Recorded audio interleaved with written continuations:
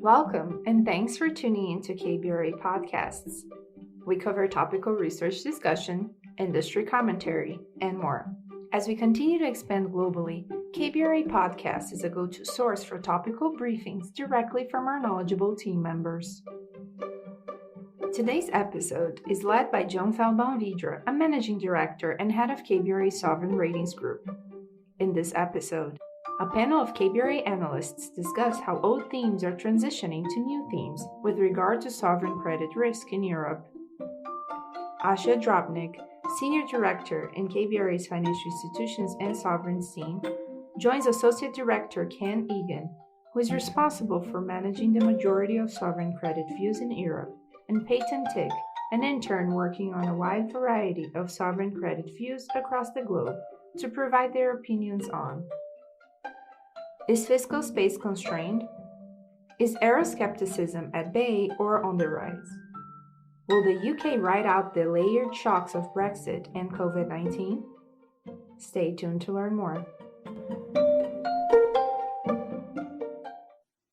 Thank you, and happy to be here. Today, we will try to answer several questions as it relates to the topic of this podcast: old themes transitioning to new themes in European sovereign credit analysis. First, is fiscal space constrained? Second, is Euroscepticism at bay or on the rise? And last, what's next for the UK? But first, old themes transitioning to new themes. What does that mean? It goes without saying that the coronavirus pandemic has been an unprecedented shock to sovereigns across the globe, with not one sovereign being spared. The epidemic and social distancing has led to massive stresses on sovereign balance sheets and has also tested many norms. KBRA has written several articles on the unprecedented liquidity that sovereigns across the globe have found, whether because they've been able to tap central bank financing, have dropped interest rates, oftentimes a combination of the two, and also because of new sources of liquidity that had been made available. But that initial shock is now transitioning to a new stage. As the light at the end of the tunnel becomes brighter, it also illuminates the path forward for sovereigns. So, the old theme of fiscal space is being tested in this new reality as governments will be challenged to provide stimulus to their economies as they begin to rebuild. The context of this is important. On the one hand, we expect a slow return to pre-pandemic employment levels and probably quite a bit of business destruction. But on the other hand, more fiscal stimulus raises alarm bells about inflation and the sustainability of rate policy as yields have started to rise. However, before we delve into the main questions that we want to provide some answers to, a quick overview of where Europe is in terms of the pandemic would be useful. Ken, why don't you kick us off? And Peyton, you might want to add something as well. Hello, this is Ken Egan, and I lead most of KBRA's European sovereigns coverage. Well, we're under strict lockdown here in Ireland, but across the rest of Europe, the restrictions vary, with curfews being imposed in some countries versus national lockdowns in others. The infection rates remain high as there is a supply issue with vaccines that has resulted in a slower rollout across Europe. But the bottom line is that roughly 7% of adults in the EU have been vaccinated compared to nearly 30% of adults in the UK, and something just shy of this in the US. There was an EU leader summit last week, and various drug makers explained that there's been a lower than expected output from their European supply chain, and that the situation is difficult as when there is human error or equipment breaks or raw materials are delayed, the product can't just be rushed to catch up. It takes time to properly manufacture. Teams are also reportedly too stretched to train new staff. Ultimately, this means that a slowed or delayed vaccination program will obviously hamper any economic growth. The public outcry is getting louder though, and this could feed into another theme we can talk about later. Hi, this is Peyton Tich, and I work with the team on sovereigns across the globe. Progress on vaccines, such as the Johnson & Johnson one, could change things, but of course, there are also lots of uncertainties from variants and related possible vaccine resistance as well. Thanks, Ken and Peyton. That's a good basis for this discussion. Now let's move on to the nitty-gritty. Asya, for advanced economies in general, and especially in Europe, what is your view of fiscal space? Is it infinite?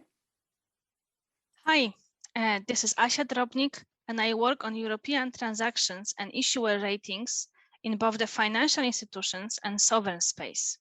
I would be very hard-pressed to classify anything as infinite, but what I can say is that this crisis, as unprecedented as it has been in terms of policy flexibility, it might also be unprecedented in the terms of defining a path forward for that sustainability.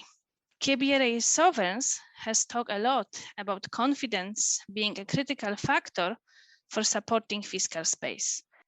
So the path forward to pay for this debt needs to be met with confidence in the ability to deliver on that path.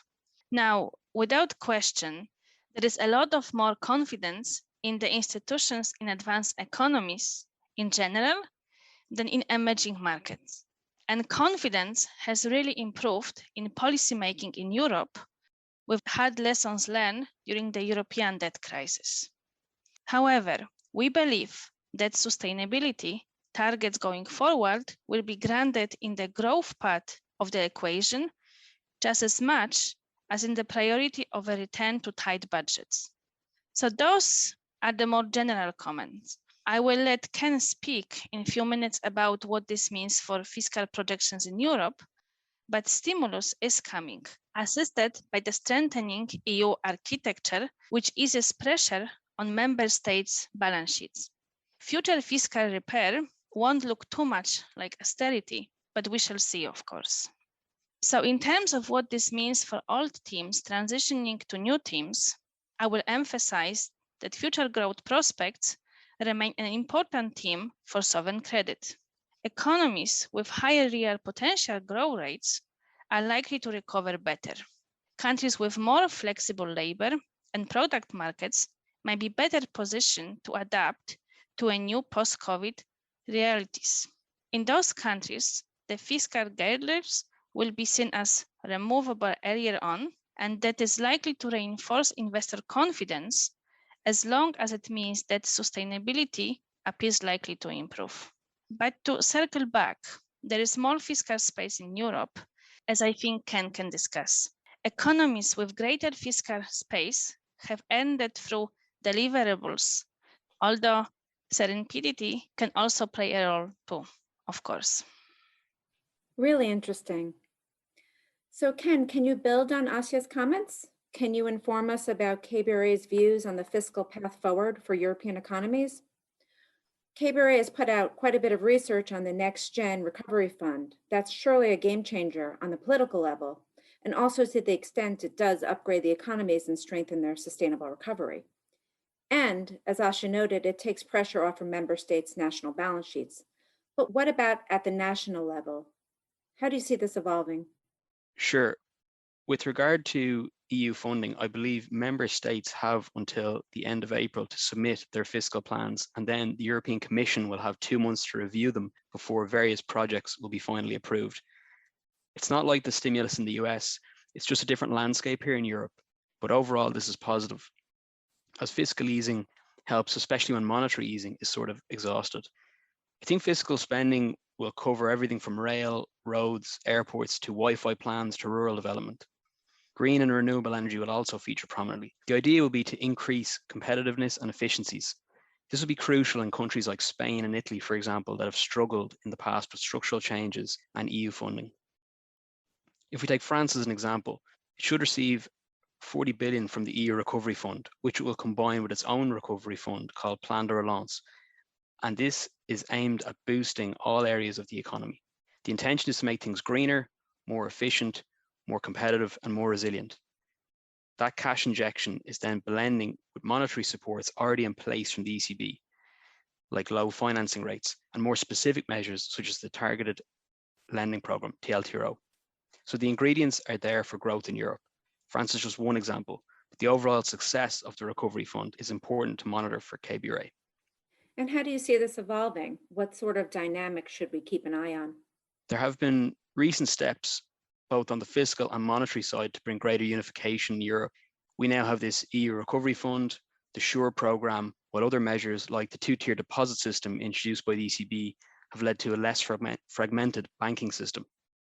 We've also the easing of budget rules by the EU at the start of the crisis, and this could be extended into 2022 to allow greater deficits. So these are just illustrations of unity amongst member states, solidifying the bloc. I think Europe has turned a corner, and now it's using the carrot and not the stick. So unification is advancing. What about the political backdrop to this? KBRA recently authored a research piece where we inquired if populism was in the rearview mirror because of the amount of balance sheet growth that makes even the most hawkish of policymakers seem dovish in the grand scheme of things. Now, we also noted that conditions on the ground, given the unemployment fallout, is fertile ground for populist policies. We're seeing this tested in several emerging markets, for example. But what does this look like in Europe, and what does it mean for Euroscepticism? Yes, I would say that after the last crisis, we've seen how Eurosceptic parties emerged, largely owing to austerity measures being imposed, and it's probably the biggest threat to the EU and the euro area, that a party would run on a Eurosceptic mandate, get into power, and hold a Brexit-style referendum. We came close with Marine Le Pen in 2017, and even though she has somewhat reversed her stance on the euro area, I think it's not out of the realms of possibility that, for example, public anger over a slow vaccine rollout could be blamed on the EU and feature in an election campaign next year. At the moment, there's a lot of encouragement for borrowing and spending, and you'd wonder, is this keeping a lid on Euroscepticism? After all, there's much correlation between populism and poor economic performance, and so countries need to borrow and spend to keep hopes of an economic recovery alive and kicking. Right now, we have pro-EU leaders in Italy and France, and this could be the bloc's chance to push on with unification. With this in mind, the ECB is funding a lot of the fiscal needs for sovereigns through its asset purchase programme, and in turn, the programme is safeguarding the euro area. The ECB can buy a very sizable portion of sovereign issued debt in a given jurisdiction through two of its programmes, and with the PEP, reinvestments will now run until 2023, so it really does encourage finance ministers to borrow. For the most part, I'm sure finance ministers are happy that the ECB is keeping rates low and they can finance their plans. But should a problem arise, or if there's another economic shock, that's when stronger economies can become uncomfortable and a blame game can begin, and suddenly the ECB owns half a country's debt. I think the ECB's presence has the potential to become a politically sensitive issue, and it's something to bear in mind when both fiscal and monetary policies tighten. We've had quite a lot of market chatter about inflation in recent weeks. How could inflation impact the EU Recovery Fund? Ken, would you mind addressing that? Yes, there has been much talk of inflation in recent days and weeks, prompting central banks on both sides of the Atlantic to publicly comment. We've seen markets react with the Euribor futures curve shift higher. The Euro 5-year inflation swap has risen, and bond yields have risen significantly. The EU Recovery Fund issuance is becoming more costly by the day. For example, the 2050 EU bond has risen 40 basis points from zero at the start of the year.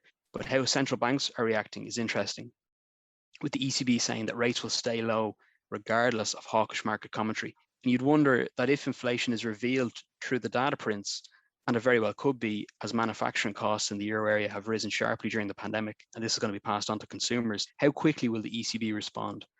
Or has this now become about countries like Italy being able to borrow and finance themselves at low rates?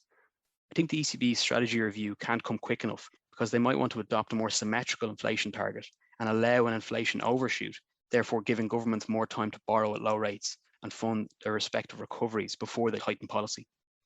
I think as the EU issues debt and the recovery fund gets rolled out, these types of themes could emerge as talking points and are something to keep an eye on. Very interesting. Asha, do you have something to add here? Yes, just briefly. We have written a comment on the importance of the recovery fund on EU sovereign credit risk. And our view is that it really has been important for moderating downward pressure on ratings. It's an important positive discussion point to KBRA's view on sovereign ratings. I just want to add, in addition to Ken's comment, we will also watch the take-up of the recovery fund. Some sovereigns have said they will only use the grant portion, not the loans, which would mean that their firepower would be greatly reduced. Peyton, let's circle back to Asia's earlier comments on debt sustainability, if you don't mind. That's inextricably linked to growth, of course. You've done some work recently on indicators of competitiveness for KBRA in the Sovereigns Group. Tell us about that. So looking at the growth experiences of sovereigns in the years leading up to the pandemic may give indication of their paths going forward. European countries have been an interesting group to look at in terms of their changing competitiveness and growth potential over the past several years, particularly in the period post-financial crisis pre-pandemic. When we analyze a sovereign's performance at KBRA, we look at a variety of data sources, including balance of payments, total factor productivity, competitiveness data, institutional indicators, and several other factors. In looking at the data, it is easy to see which countries have been frontrunners over the last decade in terms of growth. In Europe, Germany stands out as a sovereign that has continually sustained competitiveness and strong growth potential. The UK showed competitiveness strength pre-Brexit, but its trajectory moving forward is more undetermined, and we will continue to closely monitor new data as they come out. The data is helpful in most cases, but it does not always tell the whole story. Some data is lagged, such as in the case of Portugal, where its movement towards becoming more dynamic was only in recent years, and some lag data does not capture those dynamics. Our approach is comprehensive and critical, and we rely on several different data sources to identify trends and assess growth outlooks. Interesting. So really quite a lot to look forward to, especially in Europe. You referenced the UK. So a big question mark here is what happens next to this country. Not only is the UK grappling with new Brexit realities, but it's also grappling with the pandemic in the context of being super hard hit from it. Ken, could you share your thoughts with us about KBRA's rating and tell us exactly what that means? KBRA recently affirmed the UK at AA+ with a negative outlook. The negative outlook reflects ongoing uncertainty around the UK's future trade and commercial relations with the EU, notwithstanding signature of the TCA. The outlook may be changed to stable when uncertainties subside, albeit depending upon developments in the economy. Although non-tariff barriers may negatively impact trade and economic performance, the TCA mitigates the negative impact on growth, government finances, and other macro variables, but downside risks remain. The UK is heavily weighted towards the financial services sector, and uncertainties remain with the regulatory environment, in particular equivalence treatment. COVID has somewhat overshadowed Brexit, and the recent data points have been difficult to interpret, but overall some prints have been better than expected, like inflation. Many forecasts for GDP growth for the UK are quite bullish, around 5% for this year, but then it declines to around 2% for the following years. I guess the crucial question is, how much fiscal and monetary space is there to ease further if required? And we've had some indicators on this recently, with the Bank of England loosely talking about negative rates and yesterday's budget announcement for a hike in corporation tax. In the near term, however, the UK is doing very well with their vaccination program relative to other countries, and that's supportive for growth prospects. Lots to follow here. Well, that's a wrap. Thank you for joining us for today's podcast, and stay tuned for more. Thank you. Thank you. Thanks.